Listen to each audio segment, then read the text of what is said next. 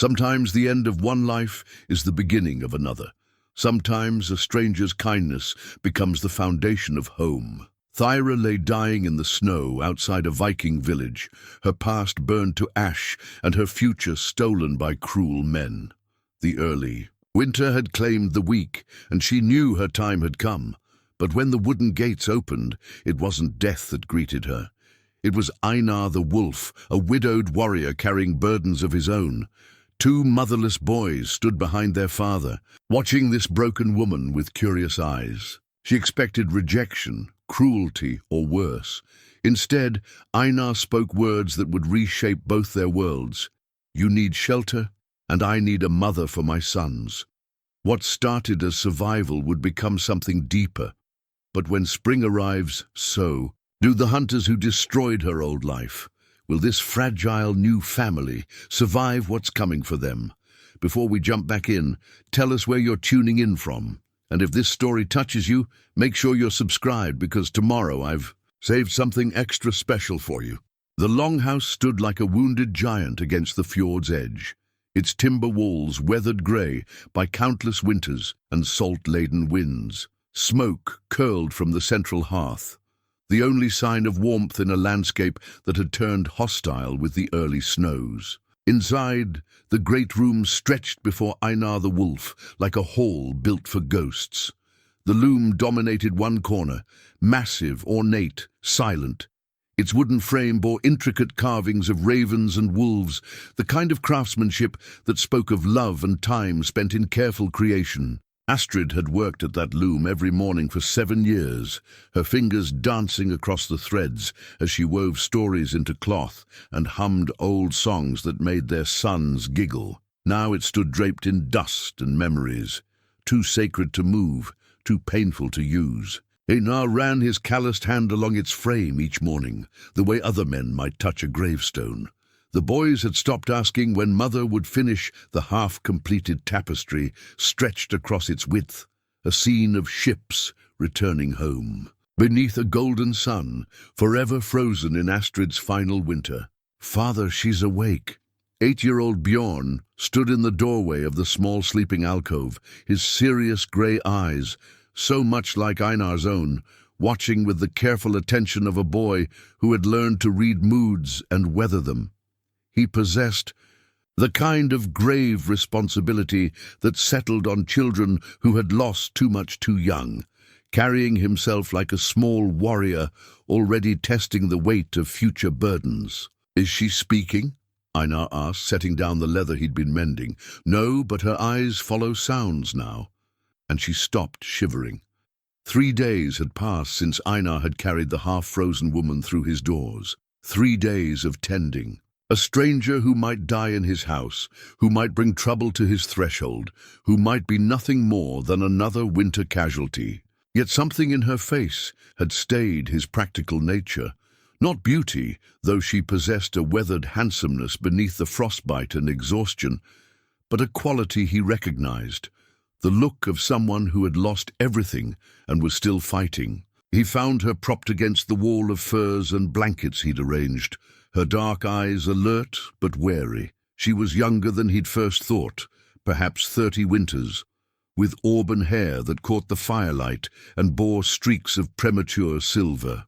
The burned cloak she'd clutched in her delirium lay beside her, carefully folded, despite its ruined state. "Can you speak?" His voice carried the gentle authority of a man accustomed to command, but softened by years of fatherhood. She nodded slowly. When words came, they emerged as a whisper, rusty with disuse and pain. "You pulled me from the snow. My sons and I found you at the gate. You've been fevered." Her fingers moved to the cloak beside her, touching it like a talisman. "How long?" 3 days. Winter's settled hard this year, earlier than anyone expected. The mountain passes are already closed. He settled onto a wooden stool nearby, close enough to speak quietly, but far enough to avoid crowding her. "I am Einar. This is my home, my land, my son's birthright. You're safe here." "Safe." She repeated the word as if testing its meaning. "I remember that concept." 5-year-old Eric appeared at the doorway, his bright eyes curious and unguarded in the way only the very young could manage. where Bjorn had inherited his father's seriousness, Eric carried his mother's warmth, quick to laugh, quick to trust, quick to love. He peered around the doorframe with the shy boldness of a child drawn to mystery. "Eric," Einar called softly, "come meet our guest." The boy stepped forward, clutching a carved wooden horse, his most prized possession, a gift from his grandfather. "Are you the lady father found in the snow?" "I suppose I am." Her voice grew steadier, though still quiet. "What's your horse's name?" "Sleipnir. Like Odin's horse, but mine only has 4 legs because grandfather wasn't that good at carving." Eric's gap-toothed grin appeared. "Are you going to die?" "Eric." Bjorn's sharp reproach came from the doorway. "That's not polite, but the woman, Thyra," she had whispered when Einar asked her name, actually smiled for the first time since awakening. "It's a fair question. I thought I might for a while, but your father makes strong soup." The mundane domestic scene felt both foreign and achingly familiar. For 2 years this house had echoed with masculine voices and masculine concerns. Wood to chop, weapons to maintain, lessons in hunting and fighting and the harsh practicalities of survival. The presence of a woman, even an injured stranger, shifted something in the air itself. "The arrangement I proposed," Einar said after the boys had been sent to tend their small flock of hardy sheep, "it wasn't charity. We have needs here, practical ones." Thyra studied him with intelligent eyes that had seen too much of the world's cruelty. "You need a woman to keep house and mind children. I need shelter and protection. A transaction. My sons need more than a housekeeper." His voice carried the weight of 2 years' worth of careful consideration. "They need someone who understands what it means to nurture, to guide, to love without condition. Astrid, my wife, she had gifts I cannot replace, but I can provide what they need to grow into good men. And what makes you think I have those gifts?" Einar gestured toward the corner where Eric had left his wooden horse. "You asked about his toy. You smiled when he spoke of death as children do, honestly, without fear. You folded that burned cloak beside you instead of discarding it, which tells me you understand the weight of memory and loss." He leaned forward slightly. "You've been a mother before." The statement landed like a stone in still water. Thyra's composure cracked for just a moment, revealing depths of grief that matched his own. "Once. Then you know what I'm asking." She was quiet for a long time, staring into the fire that crackled in the central hearth. The longhouse had been built in the old style. One great room with sleeping alcoves branching off like arms, designed for extended families and winter gatherings. Now it felt too large for 3 people, too empty despite Einar's attempts to fill it with purpose and routine. "I won't pretend to love them immediately," she said finally. "Love isn't something that comes on command, despite what men often believe. I'm not asking for pretense. I'm asking for care, for attention, for the kind of presence that turns a house into a home. And if I prove unsuitable, if I'm not what you need—" Einar's smile held no warmth, but no cruelty either, the practical expression of a man who had learned to plan for disappointment. "Then come spring, when the pass is clear, you'll be free to leave with whatever supplies you need to reach wherever you're going. But I think we'll suit each other well enough." The village beyond Einar's walls consisted of perhaps 40 souls, scattered across a dozen homesteads that had grown up around the natural harbor, where fishing boats could shelter from the worst storms. It was the kind of place where everyone knew everyone else's business, where privacy was a luxury few could afford, and gossip traveled faster than wildfire. Old Sven, the village elder, had served as something between priest and judge for more years than anyone could count. His weathered face bore the marks of a life spent reading weather, people, and the subtle signs that meant survival or death in this harsh country. He arrived the 4th morning after Thyra's rescue, ostensibly to check on Einar's stores for the long winter ahead. "Heard you took in a stranger," Sven said without preamble, settling his ancient bones onto a bench by the fire. "Woman, news travels quickly." Einar continued sharpening his sayax, the steady scrape of whetstone on steel filling the comfortable silence. Astrid's neighbor mentioned seeing lamplight in the back room. Been 2 years since anyone but you and the boys slept under this roof." Sven's pale eyes studied Einar with the intensity of someone who had watched this man grow from boy to warrior to father. "You thinking clearly about this?" "Clearly enough.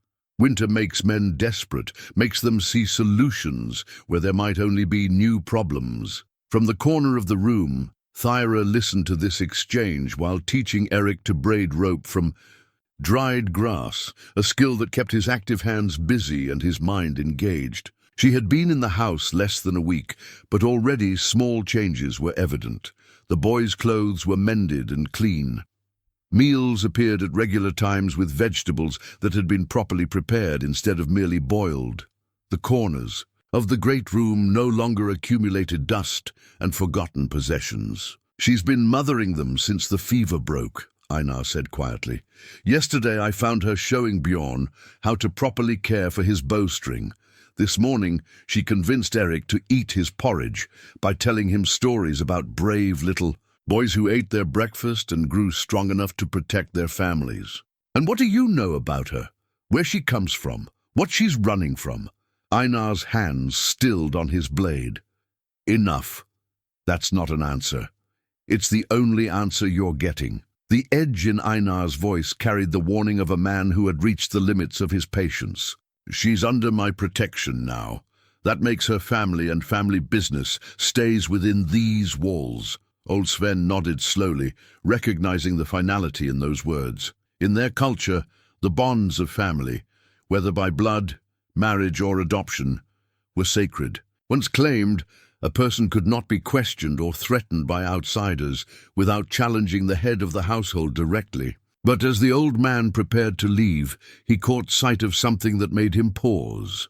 Thyra had moved to help Eric with a knot that had frustrated his small fingers, and for just a moment her burned cloak had fallen open to reveal the dress. Beneath, or what remained of it, the fabric had once been fine wool, dyed deep blue, and embroidered with silver thread in patterns that spoke of wealth and status. Even ruined by fire and flight, it was clearly the garment of a noblewoman. Sven said nothing, but his eyes met Einar's across the room with a look that conveyed volumes. Einar's slight nod acknowledged the observation and the understanding that passed between them. Whatever Thyra had been before, whoever might be looking for her, the village would present a united front. Strangers asking questions would find only closed mouths and suspicious stares. That evening, after the boys had been tucked into their sleeping furs with stories and songs, Einar found Thyra sitting beside the great loom. Her fingers traced the half-finished tapestry, Astrid's ship sailing home beneath their eternal golden sun. "She was gifted," Thyra said softly. "The workmanship is beautiful. She learned from her mother, who learned from hers. The patterns go back generations." Einar settled beside her on the bench Astrid had used for her work. "The boys ask sometimes when it will be finished." "What do you tell them?" "That some things are meant to remain as they are. That completion isn't always the point." Thyra's fingers moved to her own burned cloak, understanding the parallel. Sometimes the value lies in what something represents, not what it becomes. They sat in comfortable silence, two people who had learned that some conversations were held without words. Outside, the wind howled around the longhouse walls, carrying the promise of a long, hard winter. But inside, the fire burned steady and warm, and for the first time in 2 years, Einar's house felt like something approaching a home. The arrangement was working, he realized. Not love, not yet. That was too much to expect, too dangerous to hope for, but something warmer than mere transaction, something deeper than simple convenience. The boys were happier. The house ran more smoothly. And Thyra, despite her obvious wounds and carefully guarded past, was becoming part of the fabric of their daily life. As if reading his thoughts, she spoke quietly into the firelit darkness. "I was married once, had children." Her voice carried the weight of old grief, carefully controlled. "It ended badly. Most things do, eventually." "Is that what you believe?" Einar considered the question, watching flames dance in the hearth his grandfather had built, surrounded by walls that had sheltered 3 generations of his family. I believe good things are fragile and precious because they don't last forever. That makes them more valuable, not less. She turned to look at him then, really look, as if seeing something in his weathered face that she hadn't noticed before. You're not what I expected when I saw you standing in that gateway. What did you expect? Another man who would take what he wanted and call it his right. The sadness in her voice told him more about her past than any direct explanation could have managed. He chose his next words carefully, knowing they would set the tone for everything that followed. In this house, nothing is taken. Everything is given freely or not at all. That includes your presence here, your care for my sons, and anything else that might grow between us in time. He stood, preparing to bank the fire for the night. You're not a thrall or a convenience, Thyra. You're a guest who has chosen to help us, and we're grateful for it. As he moved around the room, completing the evening ritual of securing his home for the night, he felt her eyes following him. When he turned back, she had risen and moved to the loom, her hands hovering over Astrid's unfinished work. Would it trouble you if not to change it, but perhaps to care for it? Keep it clean? Keep the threads from tangling? The question revealed more trust than she probably realized, an acknowledgement that she understood the sacred nature of what she was asking to touch. Einar's throat tightened with emotion he didn't expect. Astrid would have liked that, he said, simply. She believed beautiful things should be tended, even if they're never completed. And so began the quiet transformation of Einar's household, built not on grand gestures or dramatic declarations, but on small kindnesses, shared tasks, and the gradual accumulation of trust between strangers who had found in each other's company something neither had dared hope for, the possibility of peace. The carved bone comb emerged from Thyra's possessions like a whispered secret, its ivory surface gleaming in the morning light that streamed through the longhouse's small windows. Eric had been helping her organize the few items salvaged from her flight when his small fingers found it wrapped carefully in a strip of undamaged cloth. "Look how pretty," he breathed, turning the comb to catch the light. The craftsmanship was exquisite. Delicate ravens and wolves chased each other around protective runes, their forms so lifelike they seemed ready to spring from the bone. "Did you make this?" Thyra's hands stilled over the mending in her lap. No, it was a gift. But Eric, with the innocent persistence of childhood, continued his examination. "These are fancy marks. Bjorn, come see the fancy marks." His older brother approached with the cautious interest of a boy who had learned to read the subtle signs of adult discomfort. One look at Thyra's face told him this was dangerous ground, but the comb itself commanded attention. Even his 8 years had taught him to recognize quality when he saw it. "Those aren't just decorative," Bjorn said slowly. "Those are protective runes, the kind wealthy families have carved into important things." The words hung in the air like smoke from a dying fire. From across the room, where he had been checking his fishing nets, Einar felt the shift in atmosphere. He had noticed the comb before, of course, had inventoried everything in Thyra's possession during her fever, but seeing it displayed in his son's hands under the clear light of day made its significance undeniable. This was not the possession of a common woman fleeing hardship. This was an heirloom, the kind passed down through generations of noble blood, worth more than most families earned in a year of hard labor. "Boys," Einar said quietly, "help me with these nets." They obeyed without question, but Eric cast longing glances back at the beautiful comb. Thyra sat motionless, watching Einar's face for signs of the suspicion or calculation that such a discovery might bring. Instead, she saw only thoughtful consideration. "We need to talk," he said once the boys were occupied. Privately, they walked to the small storage room where Einar kept his weapons and trading goods, the one place in the longhouse where conversations could be held without small ears overhearing. Thyra carried the comb, her fingers wrapped around it like a lifeline, You were born to wealth, Einar said without preamble. High wealth. That comb could buy 3 farms like this one. Once, perhaps. Her voice carried the weight of old pain. Not anymore. What happened? She was quiet for so long he thought she might not answer. When words finally came, they emerged slowly, as if each one had to be carefully examined before. Release. My husband was Jarl of Ravenshollow, a rich valley 2 days' ride north of here.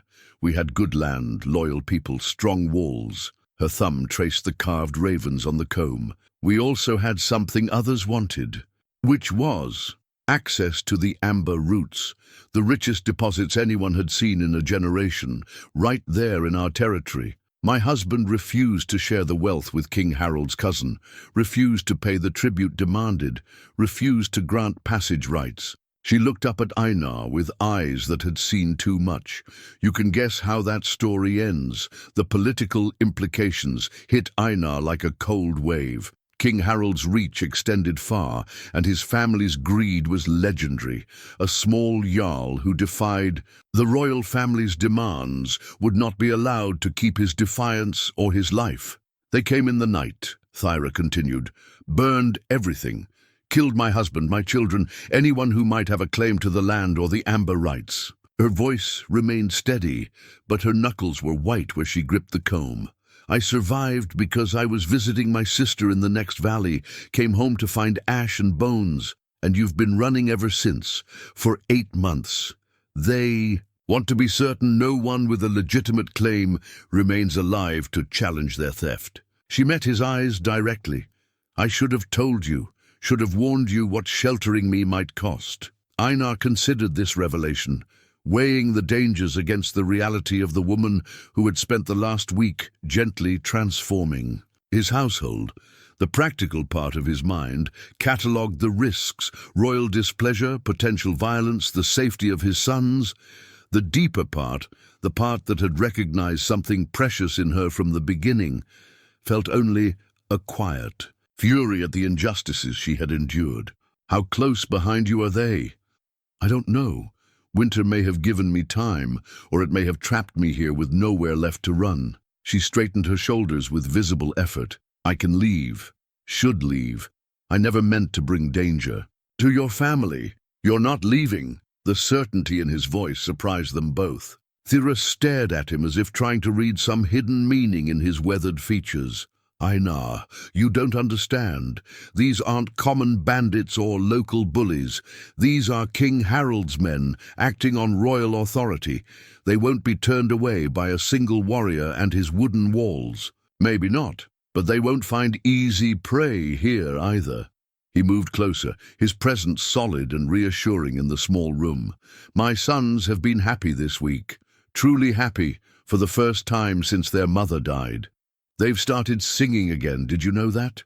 Eric hums while he plays, and Bjorn actually smiled yesterday when you helped him with his letters. That's not worth your lives, isn't it? Einar's smile held depths of meaning she was only beginning to understand. What's the point of surviving if you never live?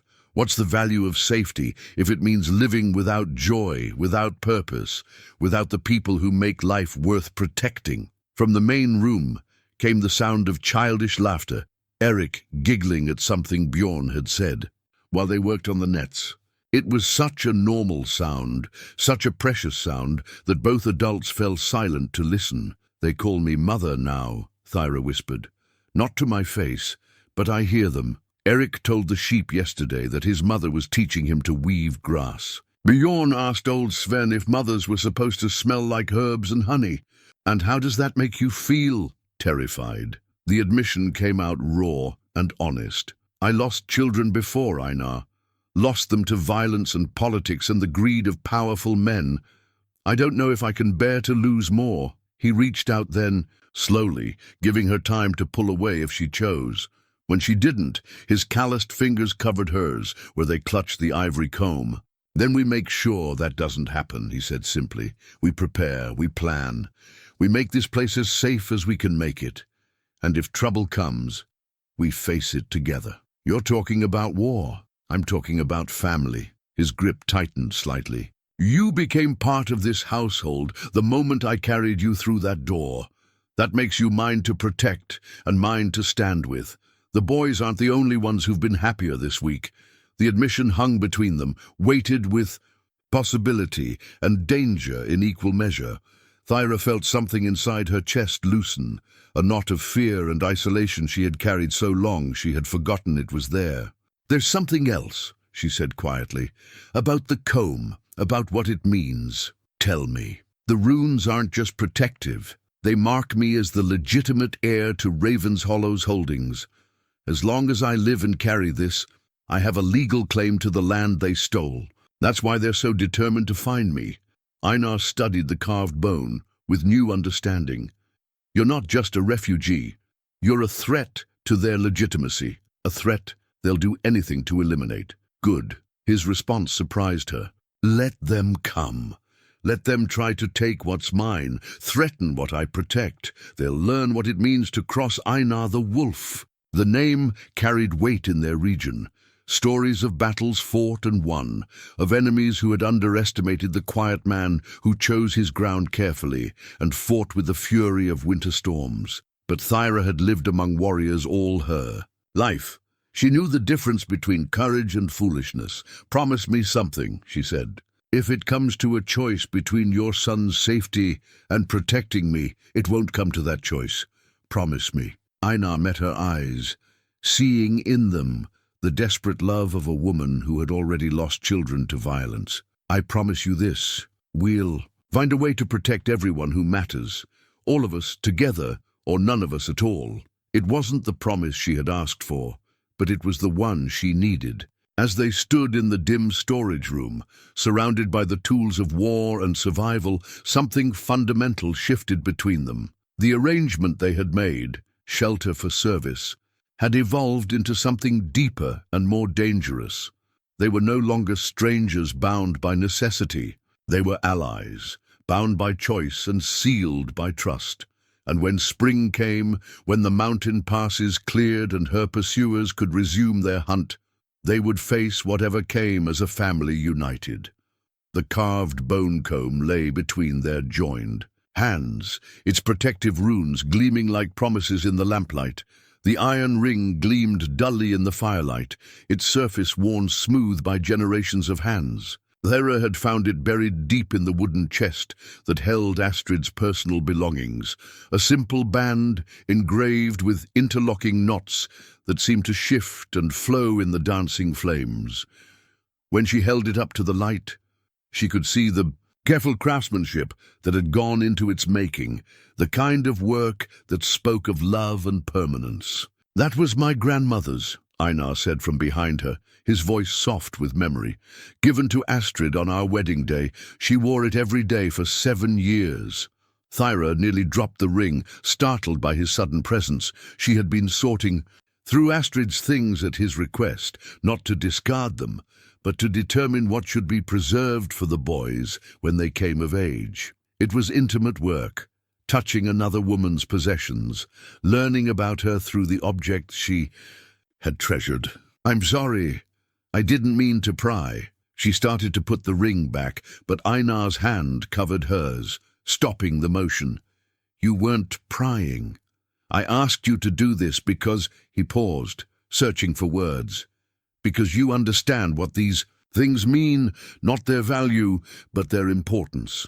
The past 2 weeks had brought a gradual shift in their household dynamics. Thyra's presence had settled into the rhythm of their days, like a missing piece finally found.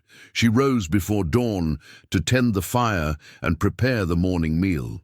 She mended clothes with skills that went far beyond basic necessity, adding small, decorative touches that made even work tunics feel special. She had begun teaching the boys letters and numbers, using stories and games that made learning feel like play. But it was the small moments that revealed the depth of change taking place. The way she automatically checked Eric's hands and face. After he played outside, the gentle correction of Bjorn's posture when he practiced with his wooden sword, the songs she hummed while working that filled the longhouse with warmth. "She would have liked you," Einar said, settling beside her on the bench before Astrid's chest. She always said a house needed a woman's touch to truly become a home. I'm not trying to replace her. I know. That's what makes the difference. He picked up a wooden hairpin carved with flowers, turning it over in his weathered hands. The boys ask me sometimes if loving you means forgetting their mother. I tell them the heart isn't a cup that empties when you pour love into it. It's a well that deepens with use. The word love hung between them, spoken so naturally it took a moment for its weight to register. Thyra felt her breath catch, but Einar continued as if he hadn't noticed his admission. Bjorn wants to give you something, he said. Been working on it for days. He asked if it would be all right, if you might like it. From the main room came the sound of the boys returning from their afternoon chores, their voices carrying the particular tone of excitement that came with shared secrets. Eric burst through the door first, his cheeks red with cold and his eyes bright with anticipation. Is she looking through Mother's things?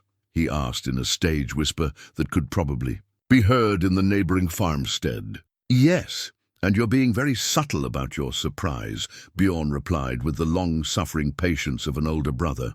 But his own excitement was barely contained, evident in the way he kept glancing toward the sleeping alcove where he had obviously hidden something. Can we show her now? Eric bounced on his toes. Please, I help too. I made suggestions. Thyra looked between the two boys and their father, seeing the conspiracy written clearly on their faces. Show me what? Bjorn disappeared into his sleeping space and returned carrying something wrapped in clean cloth. His usual seriousness had given way to nervous hope as he approached her. Father said you lost your children, he began, his young voice careful and formal. And we lost our mother, so we thought maybe we made you something to show that we're glad you're here. He placed the wrapped object in her hands. The cloth fell away to reveal a wooden comb clearly handmade, its surface smooth and warm from careful sanding. It wasn't as ornate as her ivory heirloom, but every line spoke of patient effort and genuine care. Small flowers had been carved. Along its length, simple designs that showed more enthusiasm than skill, but were beautiful in their sincerity. Bjorn did the carving, Eric announced proudly. I picked the wood and did the smoothing. Father helped with the difficult parts. Thyra's vision blurred as she ran her fingers over the carved flowers. No gift had ever meant more to her. Not the costly jewels her husband had presented on feast days. Not the ceremonial gifts that had marked important occasions in her former life. This simple piece of wood, created by children's hands with love and hope, was worth more than kingdoms. It's the most beautiful comb I've ever seen, she said, her voice thick with emotion. Thank you, both of you. But Eric wasn't finished. Father said we could ask you something important if you liked the gift. Thyra looked up to find all three males watching her with identical expressions of hopeful anxiety. What did you want to ask? Bjorn straightened his shoulders and took a deep breath, as if preparing for battle. Would you be our mother? Not just pretend, but really. Father says if you want to, and we want to, and he wants to, then we could be a real family. The question hit her like a physical blow, stealing her breath and stopping her heart. She looked at Einar over the boys' heads, seeing confirmation in his steady gaze. This wasn't a child's fantasy. This was a formal proposal, carefully considered and genuinely offered. She began, then found herself unable to continue. The carved comb trembled in her hands. You don't have to answer now, Einar said gently. It's a big decision. Take time to think about it. But Eric, with the impatience of his 5 years, couldn't contain himself. Don't you want to be our mother? Don't you like us? Oh, sweetheart. Thyra set down the comb and pulled him into her arms, feeling his small body relax against her. I like you so much it frightens me sometimes. Both of you. You've made me happier than I ever thought I could be again. Then why do you look sad? Eric's voice was muffled against her shoulder. How could she explain to a child that happiness and terror often wore the same face? That the thought of truly belonging to this family, of calling these boys her own, filled her with joy so intense. It felt like drowning, that the possibility of losing them, as she had lost everything before, made her want to run into the winter night, rather than risk that pain again. Sometimes, she said carefully, when something wonderful happens, it takes time to believe it's real. Bjorn, with his 8-year-old wisdom, seemed to understand what she couldn't say. You're afraid we'll go away, like Mother did. Yes, we won't, he said with fierce certainty. We're your sons now if you want us. And sons don't leave their mothers. The simple declaration undid her completely.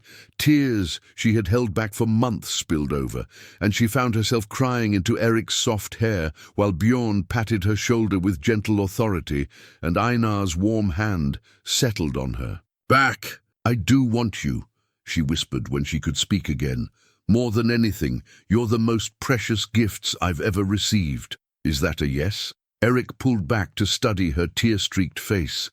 Thyra looked around at these 3 males who had somehow become the center of her world, at the father who offered protection and partnership, at the boys who had given her their hearts with the generous trust of childhood, at the home they had built together in the space of a few short weeks. Outside, the wind howled with the voice of winter, carrying the promise of dangers yet to come.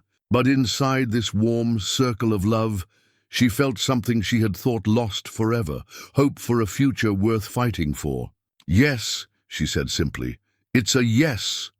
The silver pendant hung from a cord around Thyra's neck, gleaming softly against the rough wool of her borrowed dress. It had belonged to Einar's mother, a simple piece bearing the hammer of Thor, worn smooth by decades of faithful wearing.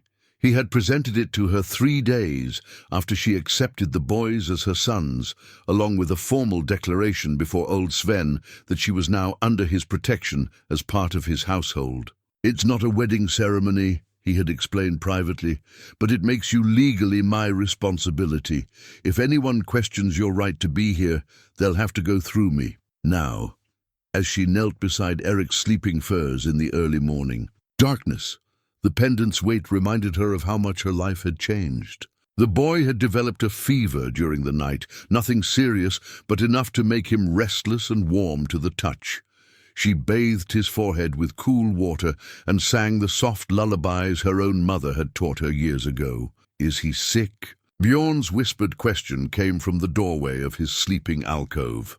Just a small fever. He'll be fine by midday. She kept her voice low, not wanting to wake Einar, who had worked late into the night repairing winter damage to their small barn. Go back to sleep. But Bjorn padded across the floor on bare feet, settling beside her with the quiet determination of a boy who took his responsibilities seriously. Mother always sat with us when we were sick. She said the sickness couldn't stay where love was. Watching, the casual use of the word mother still sent warmth through Thyra's chest. In the weeks since her acceptance, the boys had begun calling her that naturally, without self-consciousness or ceremony. It simply was, as if she had always held that place in their lives. Your mother was wise, Thyra said, adjusting the furs around Eric's small form. Love is the strongest medicine. They sat together in comfortable silence, watching Eric's peaceful sleep. The fever had broken, leaving him cool and relaxed, but neither moved to leave his side. These quiet moments had become precious to Thyra, times when the barriers between past and present seemed to dissolve, leaving only the simple reality of family. Can I ask you something? Bjorn's voice carried the careful tone of a child approaching. Difficult territory. Always. Do you miss your first children, the ones who died? The question struck deep, but Thyra had learned to expect such directness from him. Bjorn possessed an old soul, one that understood grief as a familiar companion, rather than a stranger to be feared. Every day, she answered honestly, but missing them doesn't mean loving you less. They're part of who I am, just as your first mother is part of who you are. Father says the heart makes room for new love without losing the old. Your father is a wise man, Bjorn considered this, then leaned against her shoulder with the casual affection that had developed between them. "I'm glad you found us, even though it happened because of sad things." From across the room came the soft sound of movement as Einar rose for his own morning preparations. He moved quietly, checking the fire, preparing to venture outside for the day's first tasks, but he paused beside Eric's alcove, taking in the scene of mother and son keeping vigil together. "How is he?" His voice carried the concerned warmth of fatherhood. "Better. The fever broke an hour ago." Thyra looked up at him, noting the lines of fatigue around his eyes. "You should rest more. The barn repairs can wait another day. Winter won't wait." But his tone held no reproach, only the practical acceptance of a man who understood the demands of survival. "Besides, I sleep better knowing everything is secure." It was a small admission, but Thyra heard the deeper meaning. Since learning about her past, about the potential dangers that might follow her to his door, Einar had quietly intensified his preparations. Extra weapons had appeared in strategic locations throughout the longhouse. The storage rooms now held more food than strictly necessary for winter.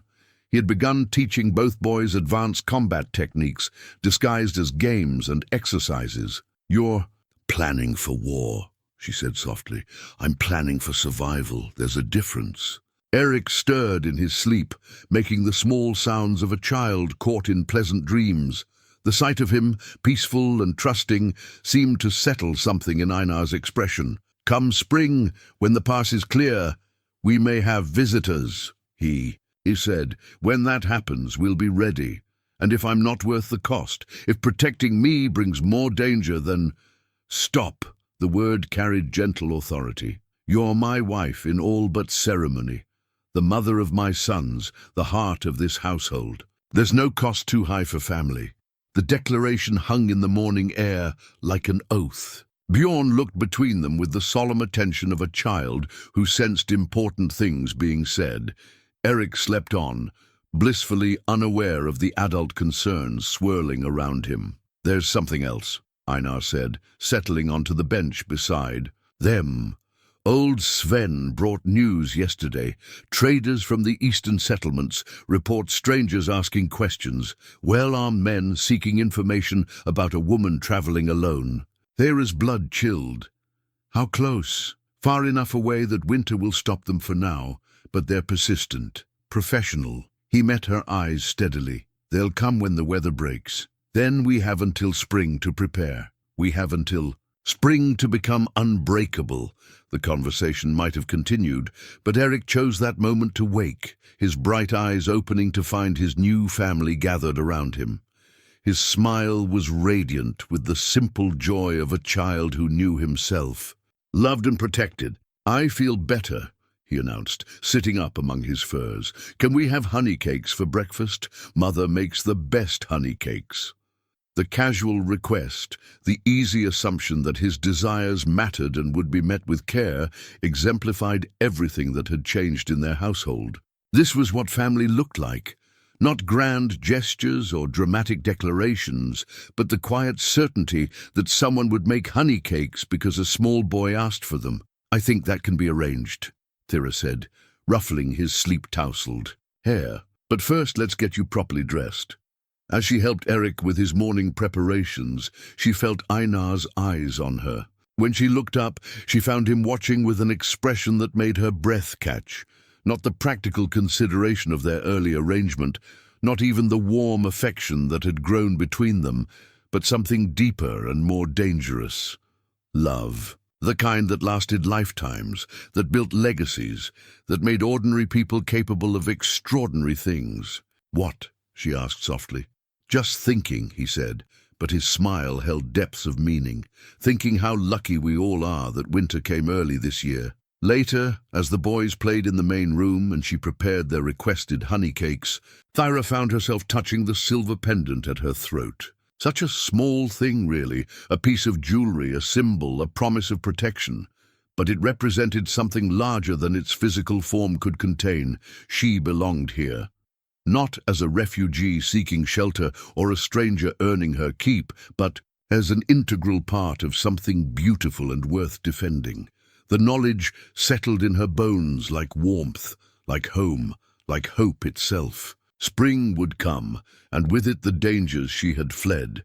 But spring would also find her surrounded by people who had chosen to love her, to claim her, to stand with her against whatever darkness followed in her wake. She was no longer running. She was no longer alone.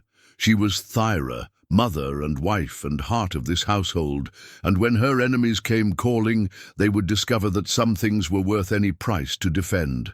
The bronze mirror caught the firelight as Thyra held it, up, its polished surface reflecting a face she barely recognized.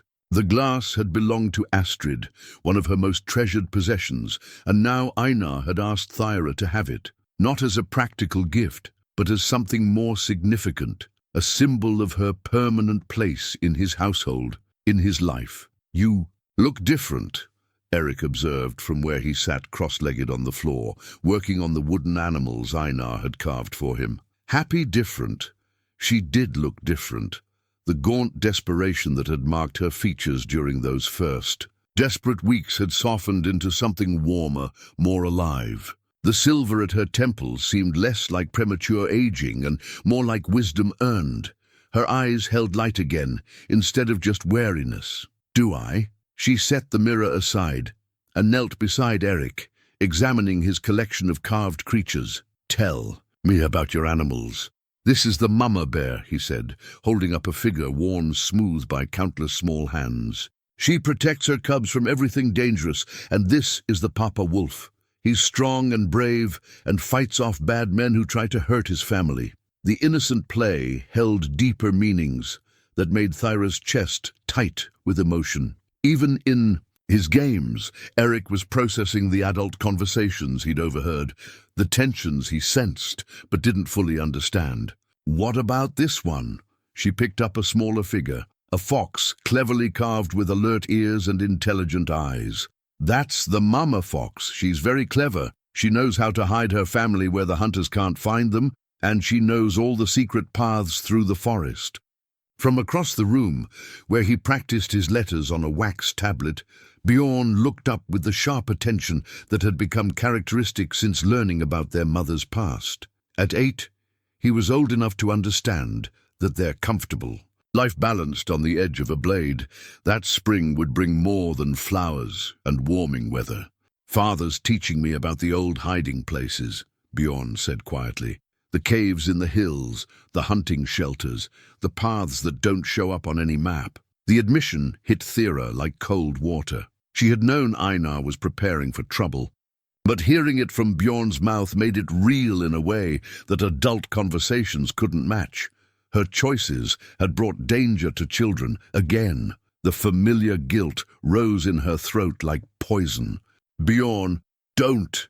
He set down his stylus with calm determination. "Don't say you're sorry or that you should leave. We're not stupid, even if we're young. We know there are bad men looking for you, and we know they might come here, but we also know Father will protect us, and you will too, and we'll all protect each other." The matter-of-fact bravery in his voice broke something open in Thyra's chest. This child, who should have been innocent of such concerns, was already thinking like a warrior. The thought both filled her with pride and made her want to weep. "Come here," she said softly. Both boys moved to her immediately, settling against her sides with the natural trust that had developed between them. She wrapped her arms around them, breathing in the scent of their hair, memorizing the weight of their bodies against hers. "I need you to understand something," she said carefully. "No matter what happens, no matter who comes or what they want, you are the most important things in the world to me. More important than any treasure or title or claim to land. If protecting you means giving up everything else, that's what I'll do." "But you're important too," Eric protested. "Right, Bjorn?" "Right. Father says a family is like a shield wall. Everyone protects everyone else, or the whole thing falls apart." The reference to Einar's military wisdom didn't surprise her. In Recent weeks, his lessons to the boys had taken on increasingly practical applications. They learned tracking by following animal signs, but also by following human footprints.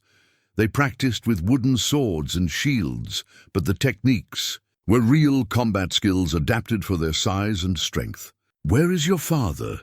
Thyra asked, realizing she hadn't seen him since the morning meal. "Meeting with the other men," Bjorn replied. "Old Sven called a gathering. They're talking about spring preparations." She knew better than to ask directly. What kind of preparations required a gathering of the village's warriors? But the implication was clear.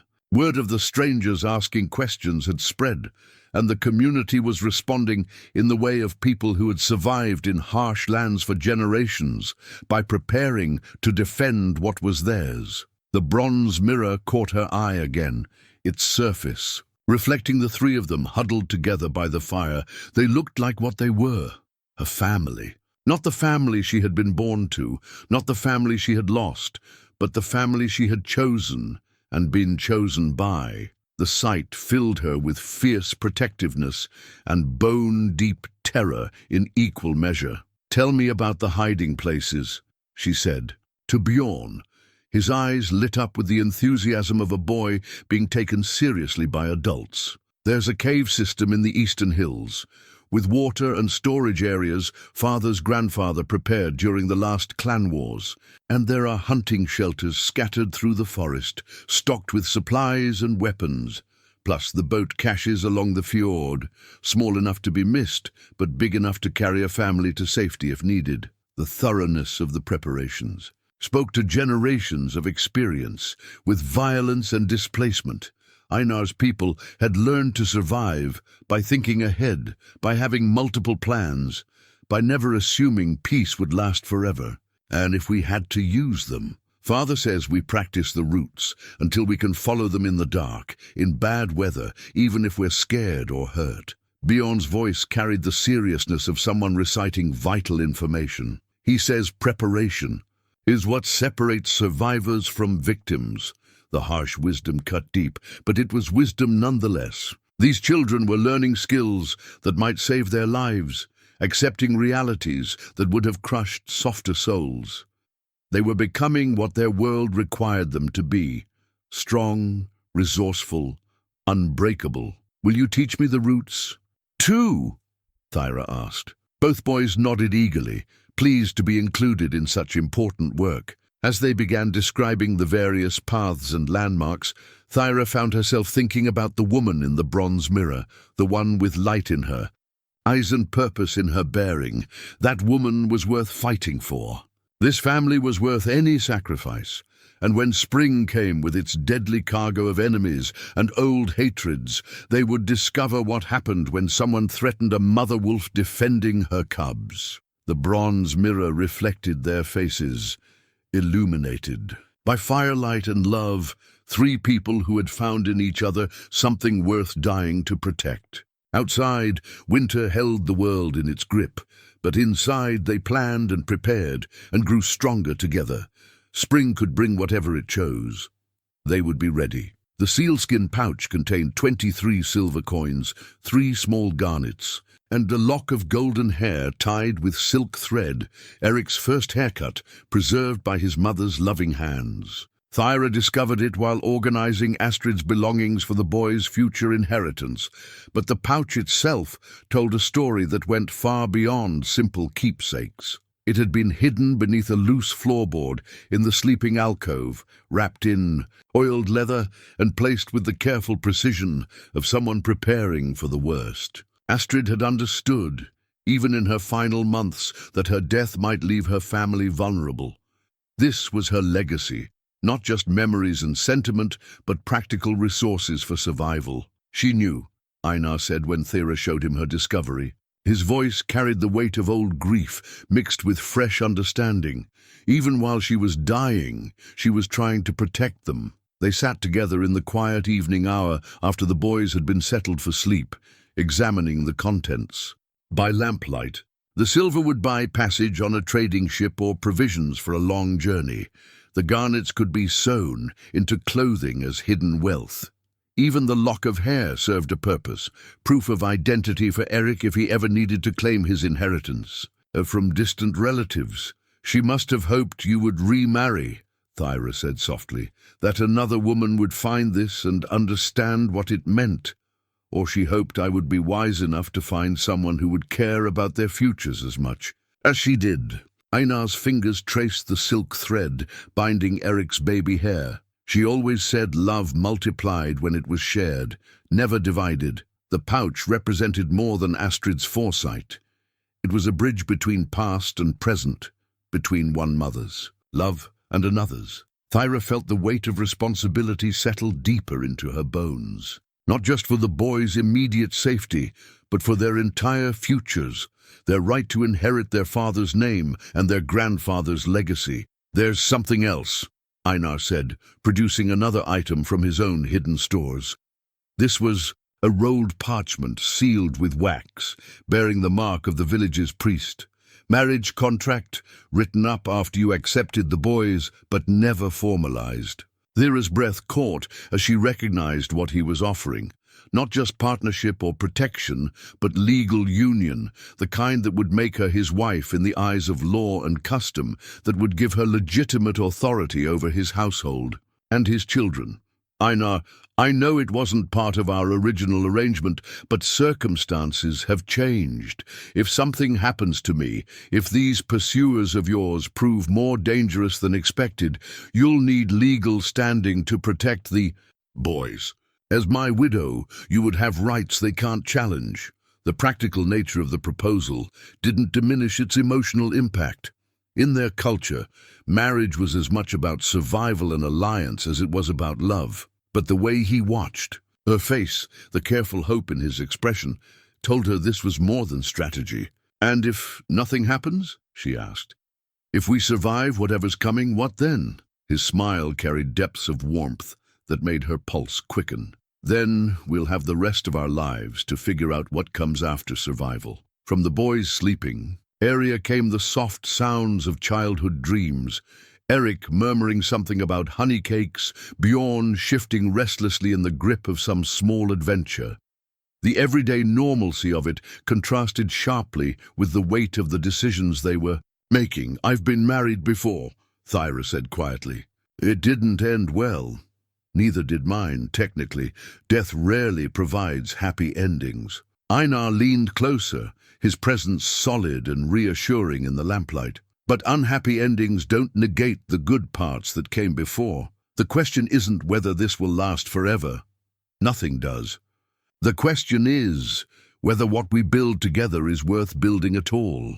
Outside, the wind carried the scent of coming storm, another blast of winter weather to test their preparations and defenses. But inside their circle of warmth, Thyra felt something she had thought lost forever.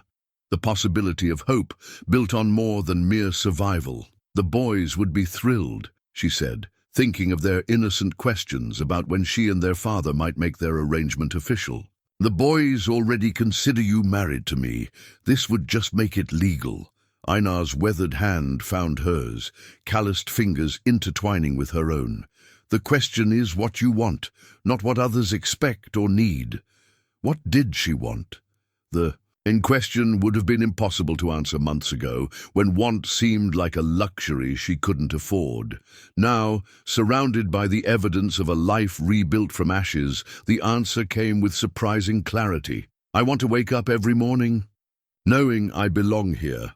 I want to watch these boys grow into men and know I had a hand in shaping them. I want to stand beside you when trouble comes and face it as your partner, not just your protected guest. She lifted their joined hands, studying the contrast between his scarred knuckles and her softer fingers. I want the chance to love you, openly instead of pretending it's just practical convenience. The admission hung between them like a bridge, finally completed after months of careful construction. Einar's eyes darkened with emotion too complex for simple naming. Then we'll make it official, he said simply.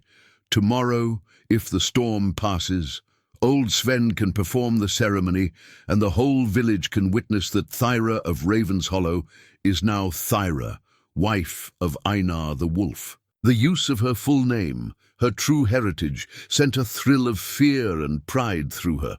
To claim that identity publicly was to acknowledge what she represented, not just a woman seeking shelter, but the legitimate heir to stolen lands. The walking challenge to King Harold's family's illegal claims. "Are you certain?" she asked. "Once we make this formal, there's no pretending I'm just a refugee you took pity on. Your enemies become my enemies, but mine become yours as well." "They already have." His grip tightened. "The moment I carried you through that door, the moment I offered you my protection, the moment I watched you become a mother to my sons, all of it made us family. This just makes it legal." Later, as they banked the fire and prepared the house, for night, Thyra touched the sealskin pouch that held Astrid's final gifts. Two mothers, separated by death, but united in love for the same children, the same man, the same vision of family worth any sacrifice to preserve.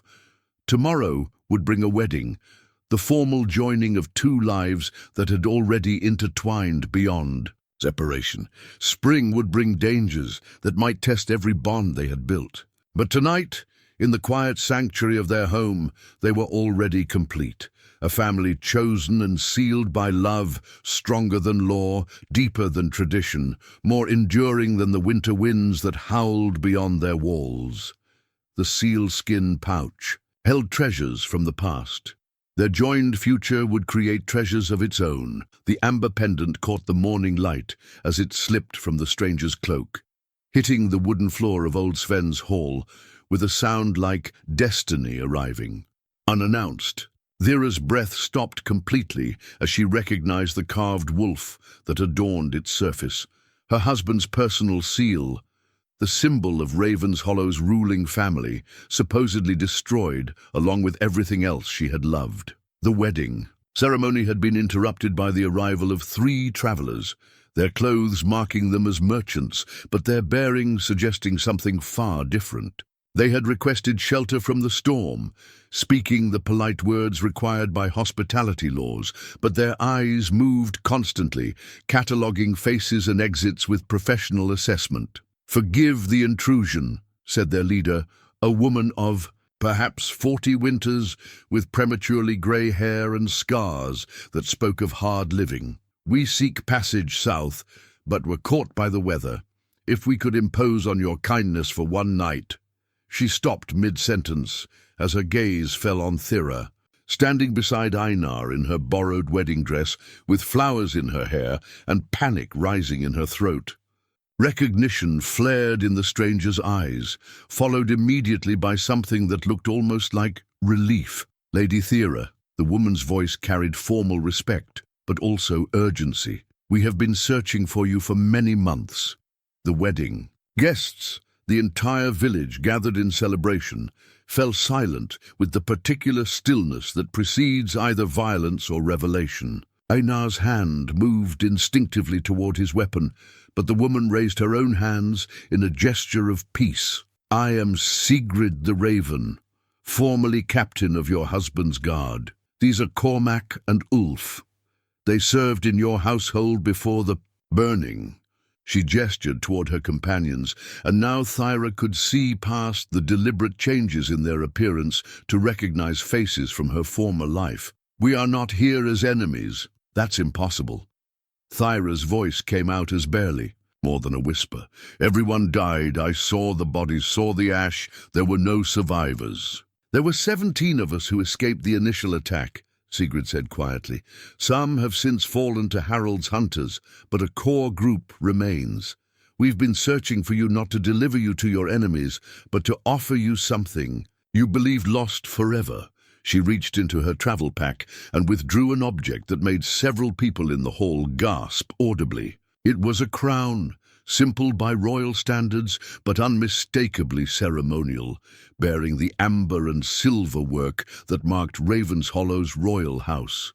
Thyra had last seen it on her husband's head the night before the attack. "The people remember their true Jarl," Sigrid continued. Those who survived, those who fled to other settlements, even some who submitted to Harold's cousin out of fear, they remember who truly ruled Raven's Hollow, and they remember that you were his chosen heir when he had no male children to inherit. The implications hit the room like thunder following lightning. Thyra wasn't just a refugee with a legitimate claim to stolen lands. She was the rightful ruler of a displaced people. Their living connection to law and order that predated royal interference. How many? Einar asked, his tactical mind immediately grasping the military possibilities. 300 souls scattered across a dozen settlements waiting for word that their lady lives. Perhaps 50 fighting men among them, trained warriors who served your husband loyally. Sigrid's gaze moved between Thyra and Einar, reading the dynamics with professional skill. Enough to retake what was stolen if they had proper leadership. Bjorn and Eric stood close to their father, their young faces serious with the understanding that this moment was changing everything they had thought they knew about their life. The woman they had just been about to legally claim as mother was not just Thyra the refugee, but Lady Thyra, the exile, rightful Jarl of lands and people. "You're asking me to go to war," Thyra said, her voice stronger now as she processed the magnitude of what was being offered. "I'm asking you to reclaim what was stolen from you and your people. Harold's cousin rules through fear and brutality, bleeding the land dry to fund his excesses. The amber trade that made Raven's Hollow prosperous now enriches only the royal family, while your former subjects starve." Old Sven stepped forward, his ancient wisdom cutting through the emotional turmoil. "This changes things considerably. A wedding between Einar the Wolf and a woman seeking shelter is one matter. A wedding between one of our own and the legitimate ruler of Raven's Hollow is quite another." The political implications were staggering. Such a union would make Einar not just Thyra's husband, but her military partner in a war against royal authority.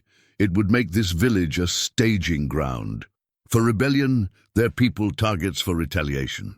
"What are you asking of us?" Einar said, his arm moving protectively around Thyra's shoulders. "Nothing you haven't already given," Sigrid replied. "You've sheltered our lady, protected her, helped her become strong again. Now we ask that you stand with her as she becomes what she was born to be, the rightful ruler of her people." Thyra felt the weight of 3 centuries of Raven's Hollow history settling on her shoulders like a mantle made of gold and blood. The amber pendant that had started this revelation now seemed to burn against her palm, where she had retrieved it from the floor. "And if I refuse? If I choose to remain here as simply Einar's wife and mother to his sons, then you remain here, and we respect your choice. But your people continue to suffer under illegitimate rule, and the chance to restore justice dies with your decision." Sigrid's tone held no judgment, only honest assessment. "The choice must be yours alone." Eric tugged at Thyra's dress, his 5-year-old mind struggling to process the adult complexities swirling around him. "Does this mean you're a queen?" "Not a queen, sweetheart. A jarl, a leader of people. Like father is leader of our family." The innocent question cut to the heart of the dilemma. Leadership carried responsibility, but it also carried the burden of other people's lives and deaths. The comfortable life they had built together would be traded for uncertainty, danger, and the weight of command. "What kind of support could we expect?" Einar asked, his practical nature asserting itself. "Arms, supplies, allied settlements." 3. Neighboring jarls have expressed private support for Lady Thyra's claim. They were pressured into accepting Harold's authority, but would welcome legitimate leadership. The eastern trading routes remain loyal to Raven's Hollow's memory. They would provide supplies and safe passage. And opposition. Harold's cousin commands perhaps 200 men, but they're spread thin, maintaining control over territories they've stolen. He's made many enemies through his brutal methods. A swift campaign with popular support could succeed. Thyra looked around the hall at the faces of people who had become her community. Old Sven with his weathered wisdom, the farmers and craftsmen, who had accepted her without question, the children who played with Eric and Bjorn. These people would suffer if this village became a center of rebellion. "I need time to think," she said finally. "This is not a decision to make in haste. Of course, we understand the magnitude of what we're asking." Sigrid inclined her head respectfully. "But time may be limited. Our sources suggest Harald's hunters are moving again with the improving weather. They know you're in this region." The revelation added urgency to an already complex situation. Whether Thyra chose to reclaim her throne or remain in peaceful obscurity, danger was approaching. The question was whether they would face it as victims or as warriors. As the crowd began to disperse, conversations buzzing with speculation and concern, Einar drew Thyra aside. The amber pendant lay heavy in her palm, its carved wolf seeming to watch her with eyes that held the weight of destiny. "What are you thinking?" he asked quietly. "I'm thinking that the woman who collapsed in your..." Snow was running from responsibility as much as from enemies. "And I'm thinking that the woman I've become here, with you and the boys, might be strong enough to face what she was born to be. Whatever you decide, we face it together. You, me, the boys. We're family. That doesn't change whether you're Thyra, the exile, or Lady Thyra the Jarl." She looked up at him, seeing in his weathered features the steady strength that had become her anchor. "And if I choose war, if I choose to fight for my people and my throne, then we fight, and we win." His smile carried the confidence of a man who had never known defeat. "After all, I didn't marry just anyone. I married the rightful ruler of Ravenshollow. Might as well help her claim what's hers." The amber pendant seemed to pulse with warmth in her palm, as if her husband's spirit approved of the choice taking shape in her heart. The exile was ready to become the queen she had always been meant to be. The war horn hung from a leather cord around Thyra's neck, its bone surface carved with the same protective runes that adorned her ivory comb. It had belonged to her husband, used to rally the warriors of Ravenshollow in times of crisis. Now, 3 days after Sigrid's revelation, it felt heavier than the crown itself, a weight of command she was finally ready to bear. "The scouts report movement in the eastern pass," Cormac announced as he entered the main hall where the War Council had convened. His weathered face bore the grim satisfaction of a soldier who had finally found his enemy after months of searching.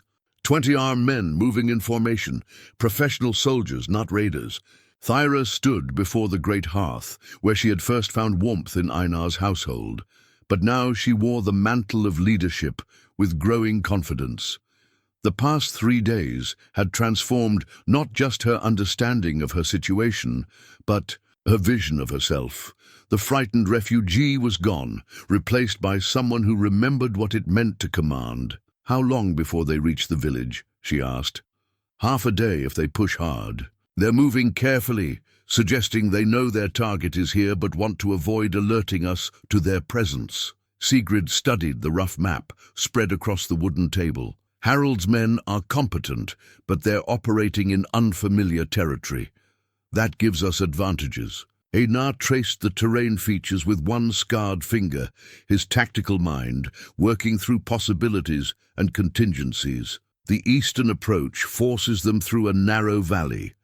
Good for an ambush, but only if we have enough men to make it count. 15 villagers with combat experience, plus Sigrid's 3 and myself, old Sven tallied quietly. Against 20 professional soldiers, the odds are not favorable for direct confrontation.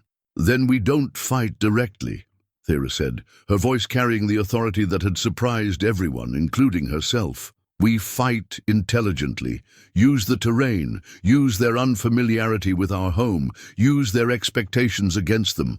Bjorn and Eric sat in the corner, officially present to help with preparations, but actually absorbing every word of the adult planning. Both boys had matured rapidly over the past days, understanding that their comfortable world was about to be tested by forces beyond their control. "What about the evacuation routes?" Eric asked. his young voice carrying the serious tone he had adopted since learning about the approaching danger. "Already prepared," his father assured him. "The women and youngest children will move to the cave system at first light. The older children and those too frail to fight will be escorted by 3 warriors to the secondary shelters. And us?" Bjorn's question carried the weight of a boy testing his readiness for manhood. Thyra knelt beside both boys, meeting their eyes with the respect she would show adult warriors. "You will stay with the main group, protected but ready to help if needed. You're not ready for war yet, but you're old enough to understand that sometimes war comes whether we're ready or not. Will you come with us to the caves?" Eric's voice held the vulnerability of a child who had already lost one mother and feared losing another. "No, sweetheart. My place is here with your father and the other defenders." She pulled both boys into a fierce embrace, breathing in their familiar scent, storing the memory against the possibility that it might be her last. "But I promise you this, when the fighting is over, I will find you. No matter what happens, I will come for you." The boys nodded with the solemn acceptance of children who had learned that adult promises were not given lightly. Their trust in her judgment, their quiet courage in the face of approaching danger, strengthened her resolve more than any weapon could have managed. "There's something else," Sigrid said as the boys were sent to help with the final preparations. "A message arrived this morning through our network. King Harald's cousin didn't just send hunters. He's declared Lady Thyra an outlaw. Anyone who aids or shelters her forfeits their lands and lives." The declaration changed everything. What had been a pursuit was now a legal sentence, backed by royal authority and enforced by royal troops. Every person in the village, every soul who had shown her kindness was now at risk. "He's trying to isolate me," Thyra said, understanding the political strategy behind the move. "Make it too dangerous for anyone to offer support. Force me into the open alone."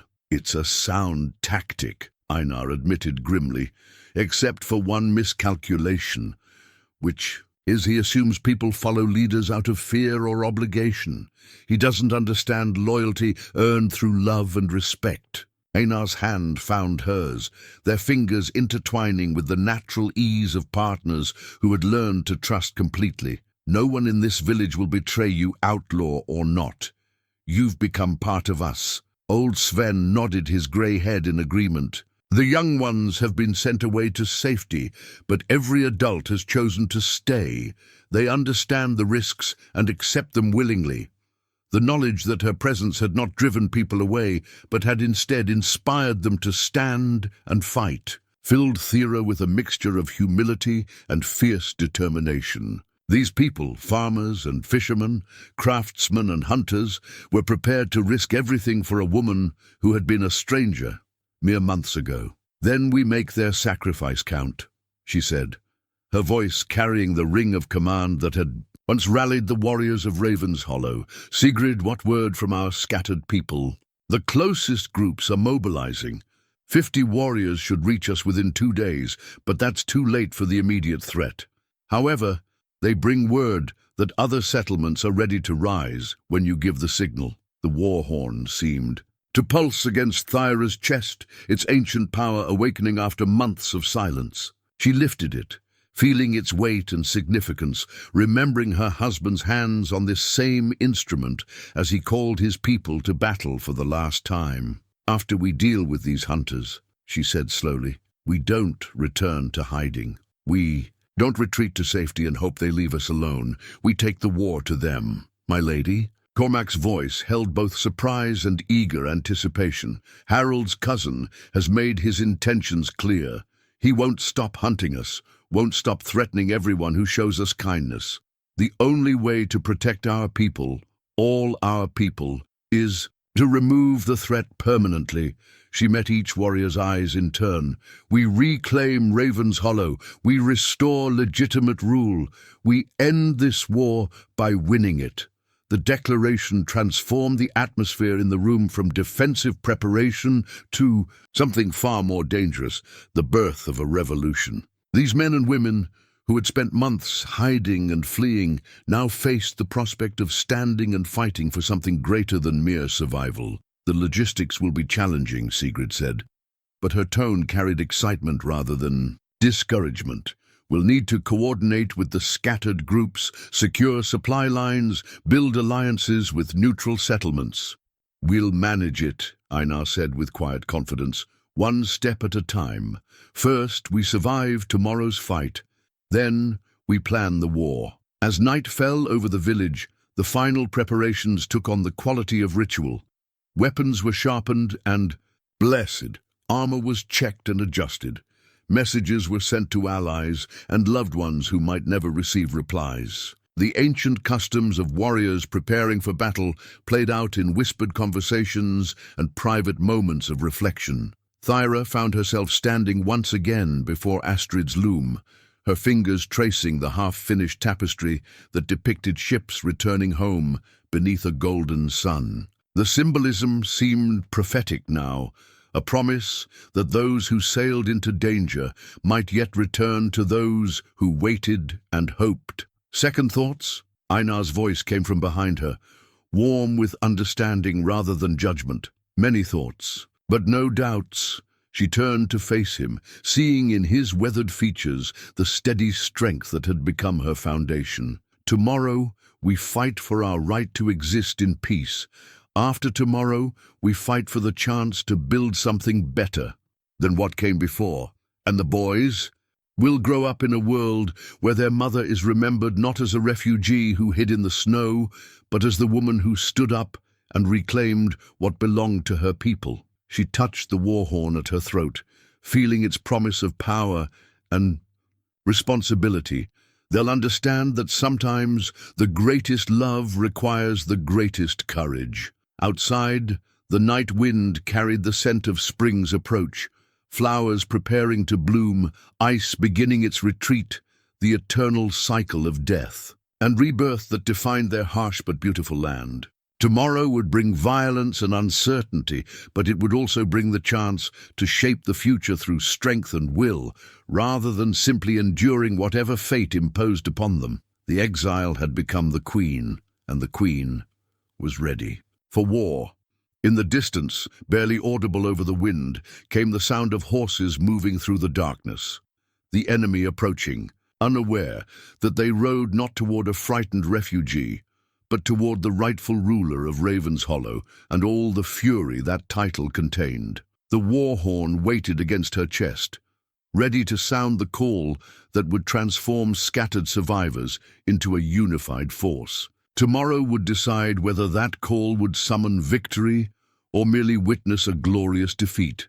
But either way, it would be heard throughout the land, carrying the message that Lady Thyra had returned to claim what was hers by right of blood, by right of law, and by right of a love strong enough to face any enemy that dared threaten her family. The steel blade sang as it cleared its sheath, catching the pale morning light that filtered through the trees of the eastern valley. Captain Hrolf of King Harold's Guard had served 20 years without tasting defeat, and he carried that confidence in every measured step as he led his hunters toward their quarry. The village ahead showed no signs of alarm, smoke rising peacefully from cooking fires, the ordinary rhythm of rural life continuing as if death did not approach on horseback. "Remember," he told his men as they crested the final ridge, "the woman is wanted alive.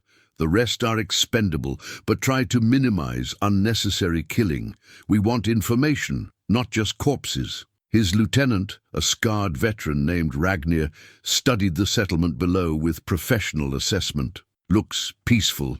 Enough. Maybe 20 buildings, perhaps 40 souls total. Should be a simple matter." But something nagged at Hrolf's experienced instincts, a quality to the silence that felt staged rather than natural. No children played in the spaces between houses. No women moved between buildings carrying their morning tasks. The peace felt too complete, too convenient. "Spread the men in a wide circle," he ordered. "Seal all approaches before we move in, and keep your eyes open. This feels too easy." In the village below, Thyra crouched behind the wooden barricade that had been hastily constructed across the main path. The war horn hung silent against her chest, waiting for the moment when its call would transform preparation into action. Around her, 15 villagers and 4 professional warriors held their positions with the quiet tension of hunters waiting for their prey to step into the trap. "Movement on the northern ridge," whispered Magnus, one of Sigrid's surviving guards. "At least 6 men, probably more behind them." "Southern approach is clear," came Cormac's voice from across the settlement. "But give them time. They'll want to surround us before they move." Einar lay flat against the roof of his own longhouse, his bow strung and ready, his grey eyes tracking the movement of enemies through his home territory. From this position, he could see what the attackers could not: the carefully prepared positions, the concealed defenders, the illusion of vulnerability that masked very real teeth. "The leader's smart," he called down quietly to Thyra. "He's taking his time, looking for the trap he knows must be here. Then we make him think he's found it," Thyra replied, her voice carrying the calm authority of command. She had discovered in herself a capacity for tactical thinking that surprised no one more than herself, perhaps inherited from her warrior husband, perhaps learned from months of running and hiding from professional soldiers. She raised her hand, giving the signal that sent old Sven limping into view between 2 buildings, apparently struggling with a heavy water bucket. The old man played his part perfectly, the innocent villager going about his morning tasks, unaware of the danger circling his community. From the ridge, Captain Hrolf watched the elderly figure with calculating eyes. "There, see how he moves. Too careful, too aware of his surroundings. This village knows we're coming. Should we withdraw and call for reinforcements?" Ragnir asked. "Against farmers and fishermen, we are 20 trained warriors against peasants with pitchforks." Hrolf's pride had cost him enemies before, but never his life. "We advance, but carefully. Assume they have some kind of plan and be ready to counter it." The attack began with the thunder of hooves as mounted warriors swept down from 3 directions, their battle cries echoing off the valley walls. But the expected chaos of panicked civilians never materialized. Instead, the riders found themselves funneled into predetermined paths by obstacles they hadn't noticed: fallen trees that blocked certain routes, water-filled ditches concealed by morning frost, barricades that appeared substantial from a distance, but could be easily bypassed by those who knew their secrets. "It's a trap!" Ragnir shouted, but his warning came too late to prevent the first phase of Thyra's plan. The warhorn's voice shattered the morning air, its ancient call awakening echoes in the surrounding hills. At that signal, the hidden defenders rose from concealment with disciplined precision. Arrows flew from rooftops and windows, finding gaps in armor with the accuracy of men defending their homes. Spears thrust from behind barricades that had seemed empty moments before. But these were not simple raiders or bandits. These were King Harald's professional soldiers, trained to adapt and overcome. After the initial shock of realizing they faced organized resistance rather than helpless victims, they regrouped with deadly efficiency. "Form up!" Captain Hrolf's voice cut through the chaos. "Shield wall formation, drive them back to the center. And finish this." The mounted charge had cost him 4 men, but 16 remained, still enough to overwhelm a village's defenses if properly coordinated. He had seen this kind of desperate resistance before, farmers and townsfolk making brave stands that ultimately collapsed under professional military pressure. What he had not expected was the woman who stepped into view at the village's heart. War horn raised to her lips, wearing a crown that caught the morning light like captured fire. Even at a distance, even through the confusion of battle, he recognized the face that had haunted royal nightmares for months. Lady Thyra of Ravenshollow, the rightful heir his orders commanded him to capture or kill. "There!" He pointed his sword toward her position. "The woman with the crown! Take her alive if possible, but take her!" The remaining horsemen turned toward Thyra's position like iron drawn to a lodestone, their formation tightening into a spear point aimed at the heart of the resistance. This was the moment Hrolf had trained for, planned for, the culmination of months of hunting through hostile territory. He had found his quarry at last, and nothing, not village defenders, not clever tactics, not the fierce determination he could see burning in her eyes even at this distance, would prevent him from completing his mission. The war horn sounded again, its voice carrying defiance and challenge across the battlefield, where queen and royal captain would finally meet in the clash that would determine the fate of two peoples. The axe spun through the morning air with deadly precision, its blade catching sunlight like a falling star before burying itself deep in Captain Hrolf's shield. The impact staggered him in his saddle, but his decades of experience kept him mounted and fighting, even as Einar's weapons split the wood and iron that had protected his life for Raven's Hollow. Thyra's voice rang across the battlefield as she raised her husband's sword, the blade she had thought lost forever, recovered by Sigrid's faithful warriors and returned to her hand. For our people, for freedom, the remaining 16 soldiers pressed their attack with professional determination, but the battlefield had shifted in ways that favored the defenders. The narrow spaces between buildings broke up their formations. The intimate knowledge the villagers possessed of every stone and shadow gave them advantages that training could not overcome. Sigrid fought like the seasoned warrior she was, her twin sayax blades dancing in patterns that left enemy soldiers clutching wounds they hadn't seen coming. "My lady," she called out as two horsemen broke through the defensive line, heading directly for Thyra's position. "Behind you," but Thyra had already seen them coming. The months of running, of constant vigilance, of sleeping with one ear always listening for pursuit, had honed her survival instincts to a razor's edge. She spun away from the first rider's spear thrust, her borrowed mail shirt turning aside a blow that would have skewered her, and brought her sword up in an arc that opened the horse's flank. The animal screamed and fell, throwing its rider hard against the wooden wall of the nearest building. The second horseman, seeing his companion go down, pressed his attack with desperate fury, but found his path blocked by a figure that stepped from the shadows like vengeance given form. Einar.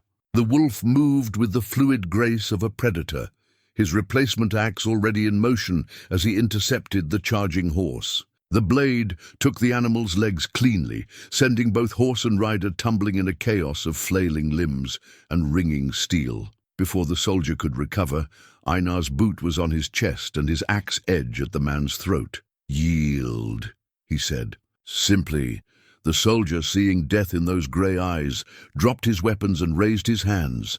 Across the battlefield, Captain Hrolf rallied his remaining men for what he recognized would be their final charge. 8 soldiers remained from his original 20, and the village defenders were proving far more resilient than anticipated.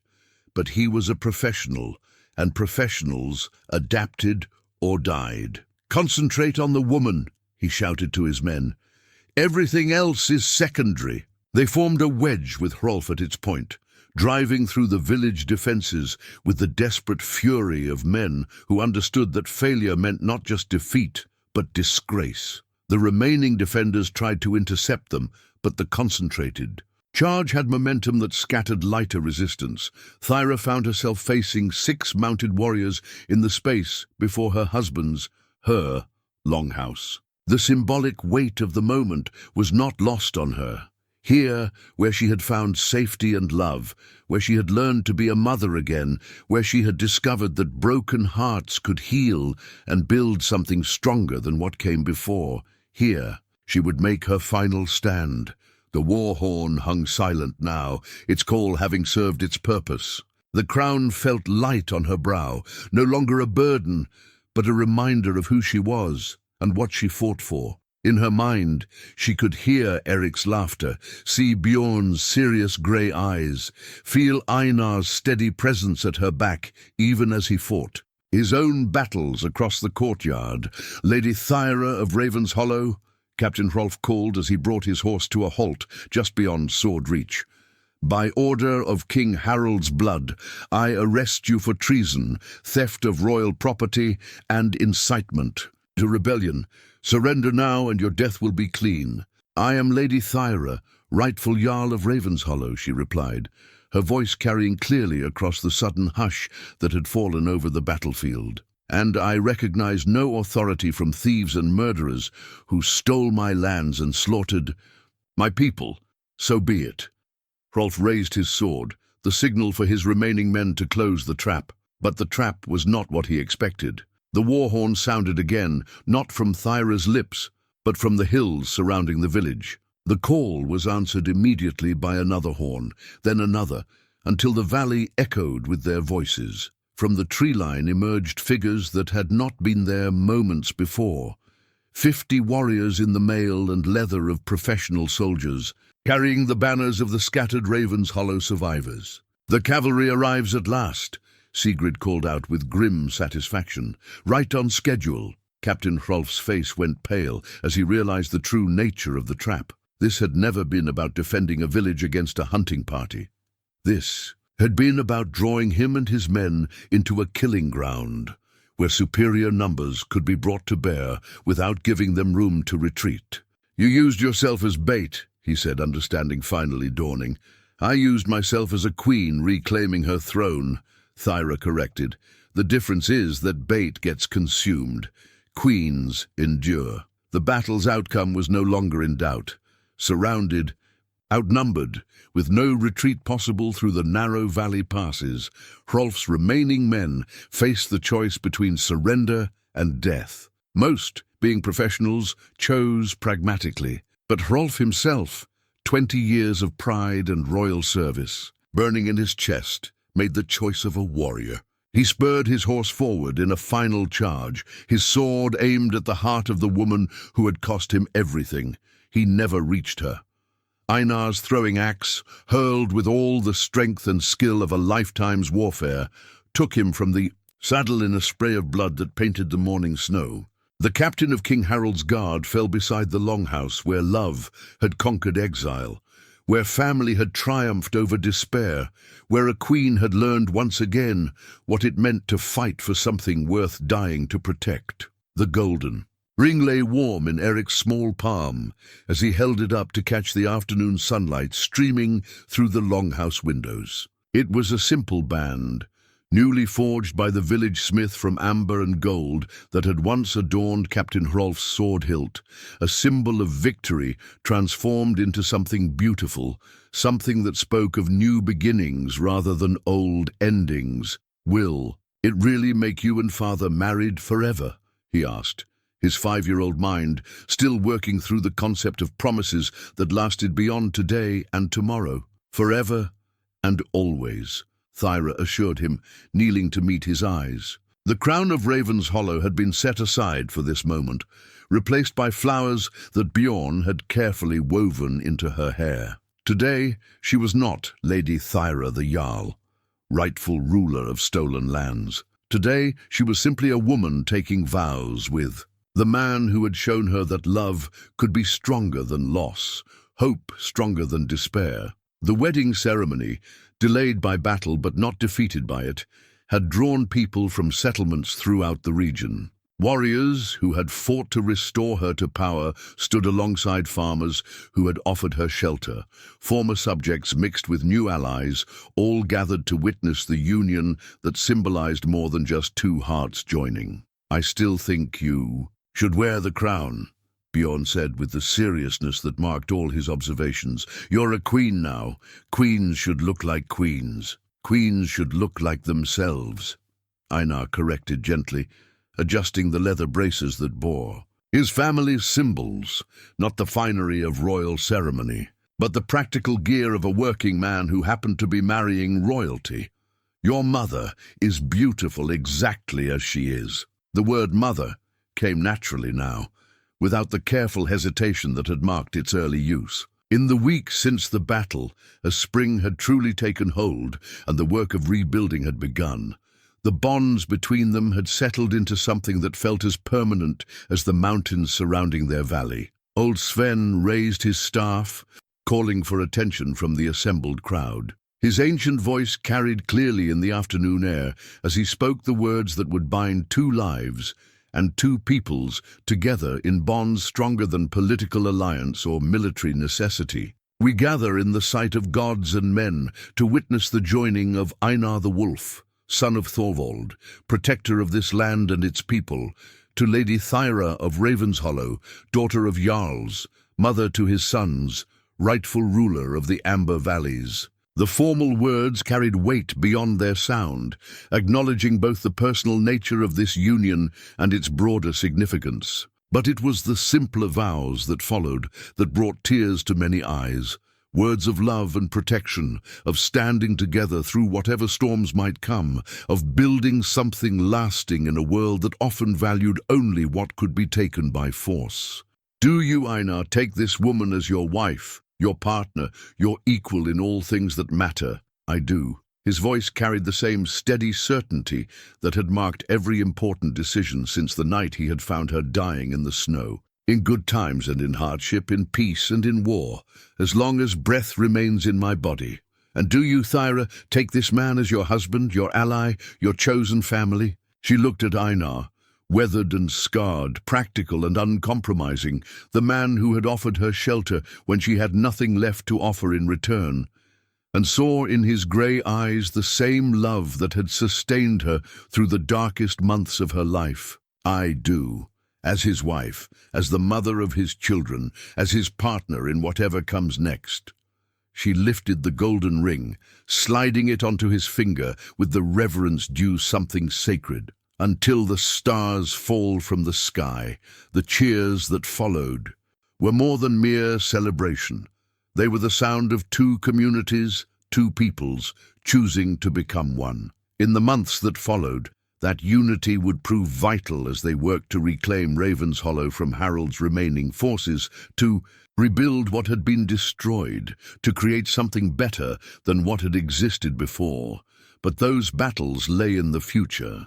Today, there was only the simple joy of a wedding feast, of children playing between the tables, of stories shared and songs sung, and the quiet satisfaction of people who had survived the worst and chosen to build something beautiful from the pieces. As evening fell and the formal celebrations gave way to more intimate gatherings, Thyra found herself once again standing before Astrid's loom. The half-finished tapestry remained unchanged, but somehow it looked different now. Not incomplete, but perfectly suited to its purpose as reminder that some things were more valuable for what they represented than what they accomplished. She would have liked today, Einar said, joining her in the quiet contemplation. She would have liked seeing her boys so happy. Thyra's hand found his, their new rings catching the firelight together. They're going to remember this. Not just the ceremony, but the feeling of being surrounded by people who love them, who chose to be family even when blood didn't demand it. From across the room came the sound of sleepy conversations as Eric and Bjorn settled into their sleeping furs, their voices carrying the contentment of children who knew themselves secure in their place in the world. Tomorrow would bring responsibilities and challenges, the work of ruling and rebuilding that would define their adult lives. But tonight, they were simply boys in a house full of love and laughter. No regrets? Einar asked quietly. Thyra considered the question, thinking of the woman who had collapsed in the snow so many months ago, desperate, broken, certain that her story had ended in ash and loss. That woman could never have imagined standing here now, surrounded by family, both blood and chosen, wearing the crown of a people restored to freedom, carrying the title of wife to a man who had seen her at her worst and chosen to love her anyway. No. Regrets, she said simply, only gratitude. Outside, spring continued its ancient work of renewal. Inside the longhouse that had become a home, a family settled into sleep with the quiet satisfaction of people who had faced the darkness and emerged into light. The exile had become the queen, The queen had become the wife, and the wife had learned that sometimes the greatest victories were measured not in kingdoms won, but in hearts healed. In the morning, there would be work to do, people to lead, future to build. But tonight, there was only peace, only love, only the simple miracle of finding home in the most unexpected of places. The golden ring caught the dying firelight, symbol of promises kept and new ones made, testament to the truth that love, real love, chosen love, love strong enough to defy kings and outlast winter, was indeed the greatest treasure of all.